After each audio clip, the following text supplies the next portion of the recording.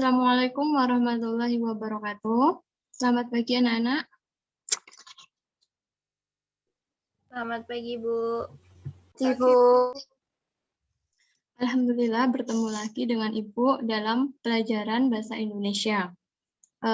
Sebelum memulai pembelajaran, alangkah baiknya kita berdoa terlebih dahulu. Berdoa akan dipimpin oleh Mbak Syefa. Silakan Mbak Syefa. Baik, Bu.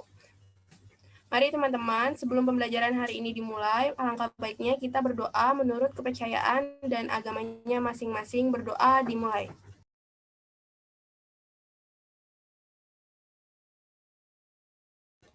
Berdoa selesai. Terima kasih Mbak Syefa. Bagaimana kabarnya hari ini anak-anak? Sehat, Bu. Sehat, Bu. Alhamdulillah. Semoga Ibu berharap semoga dalam keadaan baik-baik saja ya. Tetap patuhi protokol kesehatan dan tetap semangat untuk belajarnya. Nah, untuk presensi hari ini Ibu akan mengirimkan link presensi melalui chatroom. Silahkan kalian isi selama pembelajaran ini berlangsung. Ibu berharap kalian tidak mengirimkan link presensi ini ke grup kelas ya. Pada pertemuan sebelumnya, kita telah membahas mengenai teks laporan hasil observasi. Apakah ada yang masih ingat apa itu teks laporan hasil observasi? Saya, Bu. Iya, Mbak Viola, apa itu teks laporan hasil observasi? Teks laporan hasil observasi adalah teks yang memberikan informasi secara umum, rinci, dan detail mengenai suatu objek berdasarkan fakta dari hasil pengamatan secara langsung. Seperti itu, Bu. Iya, terima kasih, Mbak. Sepertinya kalian sudah memahami pertemuan sebelumnya. Nah, sekarang Ibu akan melanjutkan materi pada pagi hari ini. Masih sama mengenai teks laporan hasil observasi, yaitu tentang struktur dan aspek kebahasaan teks laporan hasil observasi. Ibu coba share screen dulu ya.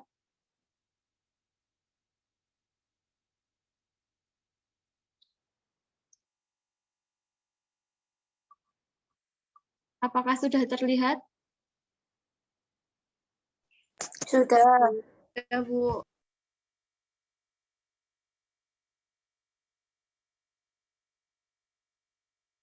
Baik. Yang pertama, struktur dan aspek kebahasaan teks laporan hasil observasi. Struktur teks laporan hasil observasi itu dibagi menjadi 3, yaitu yang pertama definisi umum, yang kedua ada deskripsi bagian, dan yang ketiga itu ada deskripsi manfaat.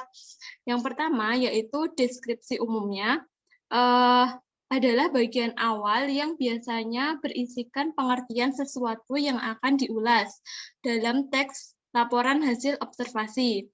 Di bagian ini, pembahasan harus memiliki gambaran umum yang membuat informasi tentang objek observasi.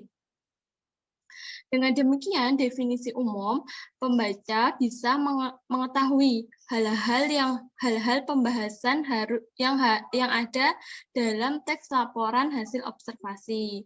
Yang kedua itu deskripsi bagian, yaitu pada definisi deskripsi bagian ini akan dikemukakan ide pokok dari setiap paragrafnya. Dan pada bagian ini akan diberikan sebuah penjelasan yang rinci. Dengan adanya definisi bagian, maka penulis akan mengetahui ide pokok dari suatu struktur teks laporan hasil observasi.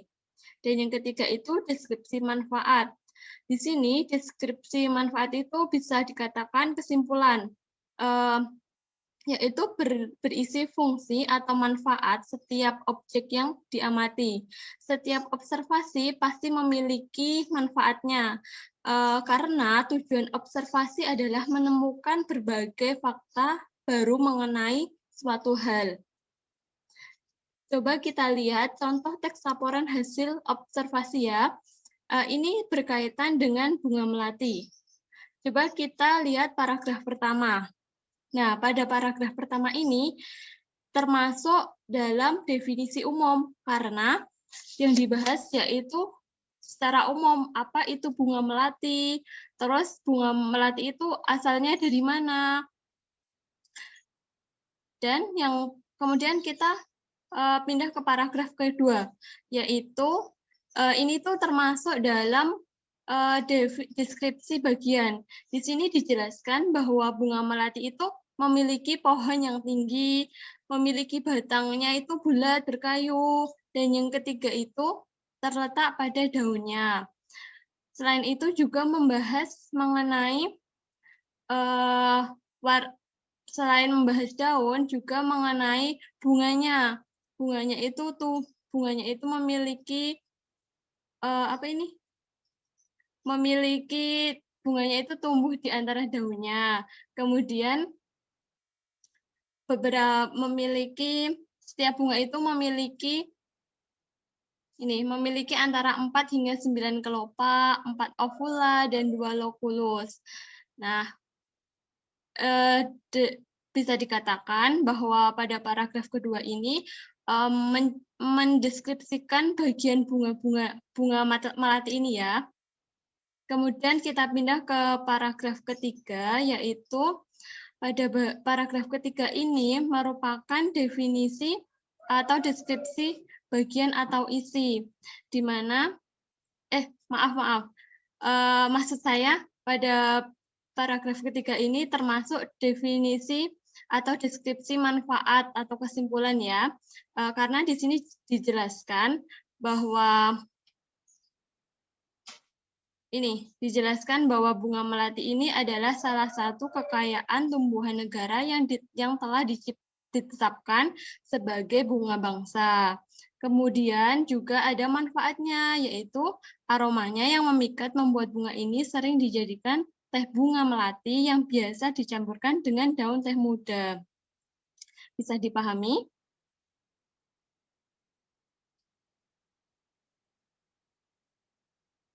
Oke, kita Bisa.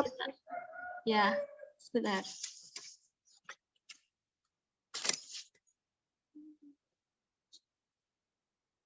Nih, selanjutnya ini. Aspek kebahasaan teks laporan hasil observasi. Yang pertama ada memakai frasa nomina. Frasa nomina adalah sekumpulan kata benda yang sengaja dibentuk untuk memperluas suatu kata benda. Frasa nomina itu memiliki 3 jenis.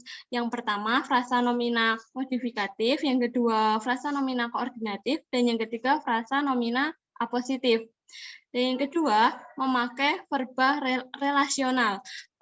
Verba relasional ini adalah sebuah verba yang memperlibatkan hubungan yang memiliki intensitas. Contoh verba relasional yang biasanya dipakai dalam teks laporan hasil laporan observasi itu seperti adalah, disebut, ialah, meliputi, yaitu. Nah, seperti itu. Kemudian yang ketiga ada memakai verba aktif. Verba aktif yang dimaksud di sini yaitu verba aktif yang dipakai untuk menjelaskan perilaku sesuatu. Contohnya bertelur, membuat, tidur, makan, dan hidup. Yang keempat ada memakai kata penghubung. Biasanya kita lebih sering akrab dengan istilah konjungsi.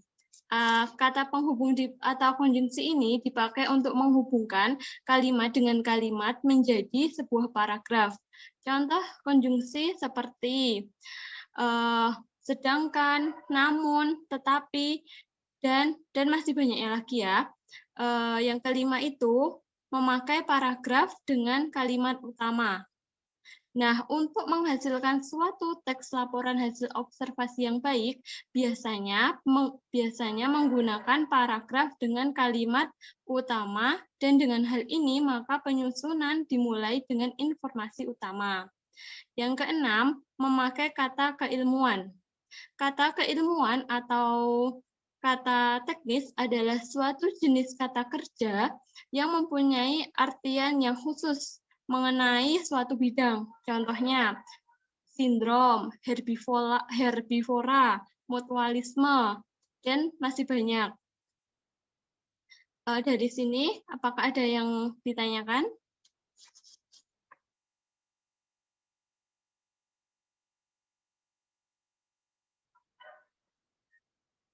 Bagaimana Mbak Uksana, ada yang mau Belum ditanyakan? ada, Bu.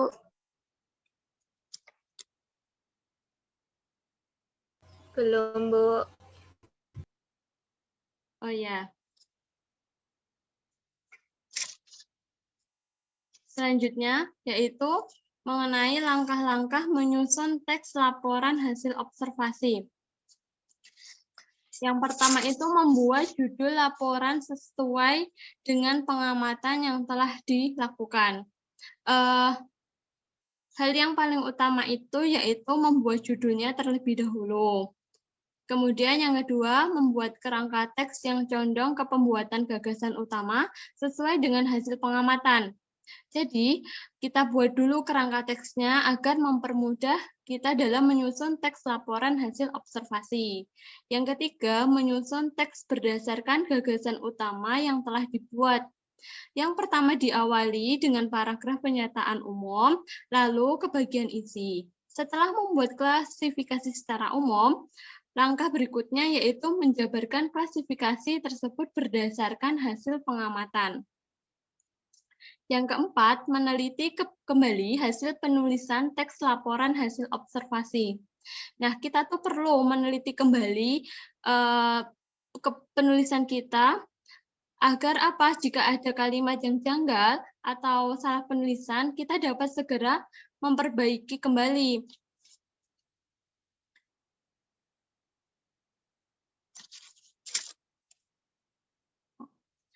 Dari sini ada yang mau ditanyakan?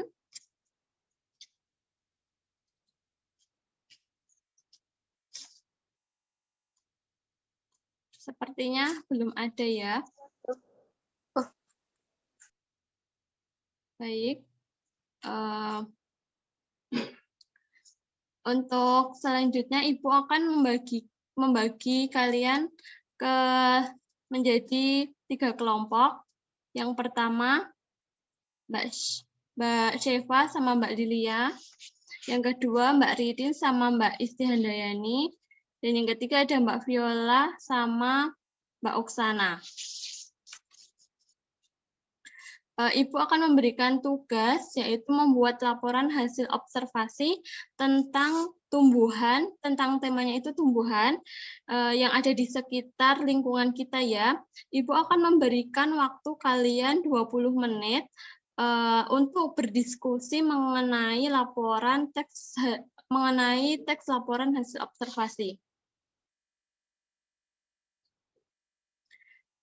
Waktu sudah menunjukkan 20 menit, maka silahkan untuk perwakilan kelompok 1 untuk membacakan hasil diskusi penyusunan laporan hasil observasi.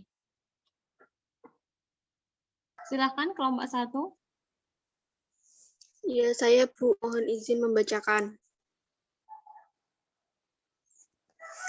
Oke, Mbak, silahkan.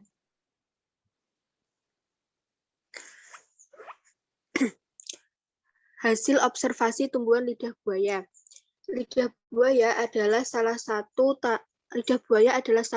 jenis tanaman luas yang mempunyai berbagai macam manfaat bagi kesehatan. Tanaman memiliki nama lain aloe vera Bergensis miliar ini juga disebut sebagai salah satu tipikal tanaman yang paling laris di dunia. Di samping dapat dijadikan sebagai bahan baku obat-obatan, lidah buaya juga dapat digunakan sebagai bahan baku industri. Lidah buaya terbilang sebagai tanaman yang dapat hidup dengan mudah, yakni dalam suhu panas maupun suhu biasa.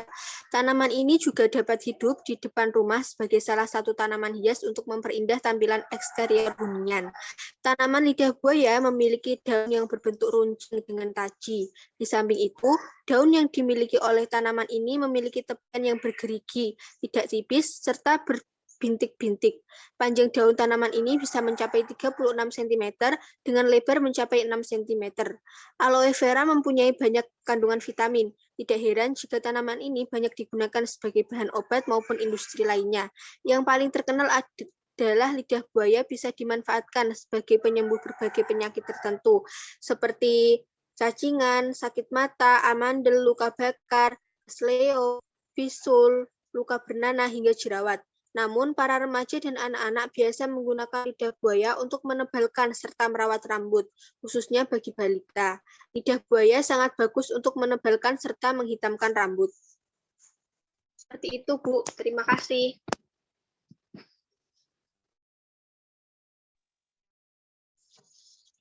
Baik, untuk kelompok kedua, silahkan untuk mengomentari hasil presentasi dari kelompok 1 ya.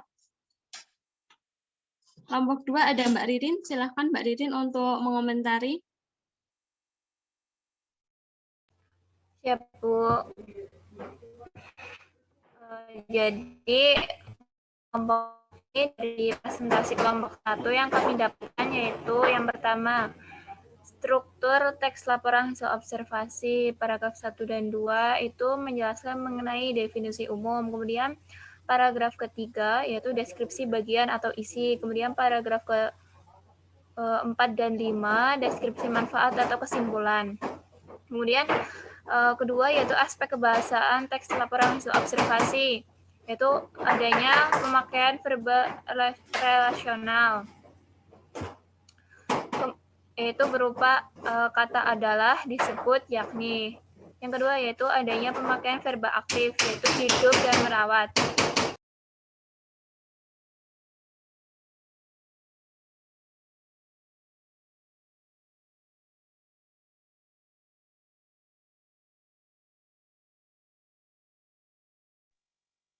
Halo, Mbak Ririn, apakah sudah?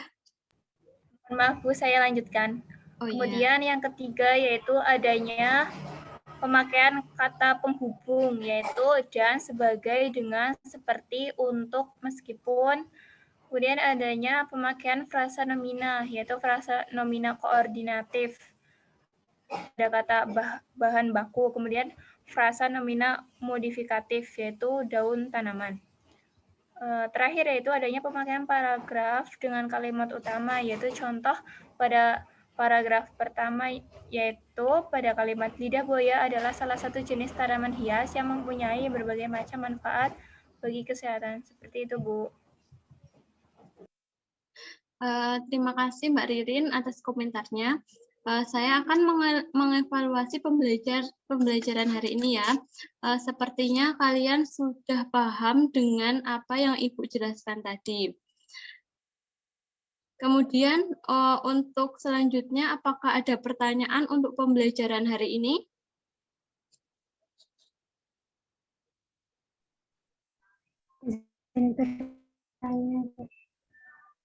Iya, Mbak Oksana, bagaimana?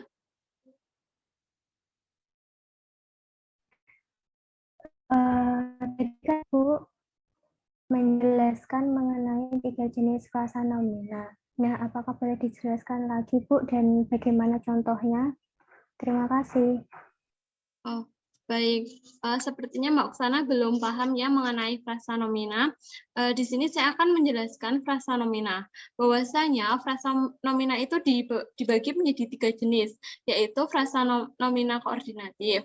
Pertama itu frasa nomina koordinatif adalah kelompok kata benda yang memiliki kedudukan setara sebagai inti dalam kalimatnya, namun tidak saling berkaitan, namun tidak saling menerangkan. Contohnya itu kata lahir batin, sayur mayur, dan sandang pangan.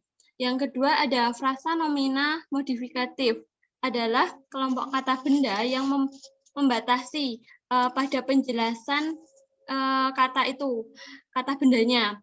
Contohnya itu bulan pertama, baju olahraga, meja belajar, depan rumah, dan sebagainya. Kemudian ada frasa nomina apositif, adalah kelompok kata kerja yang memberikan keterangan lebih rinci atau detail untuk menjelaskan kata yang diikutinya. Contohnya, Bandung, ibu kotanya di Jawa Barat. Kemudian, rendang, makanan khas Padang. Dan yang contoh lainnya itu seperti komodo adalah hewan khas dari NTT. Seperti itu Mbak Oksana, apakah dapat dipahami? Bisa, Bu. Terima kasih. Ya, sama-sama. Untuk selanjutnya, Ibu akan, karena pembelajaran hari ini telah selesai, Ibu akan memberikan tugas kepada kalian, yaitu setiap siswa membuat laporan hasil observasi mengenai tumbuhan yang di deadline-nya itu seminggu lagi ya. Dikumpulkan ke ketua kelas, kemudian ketua kelas mengumpulkan ke Ibu. Bisa dipahami?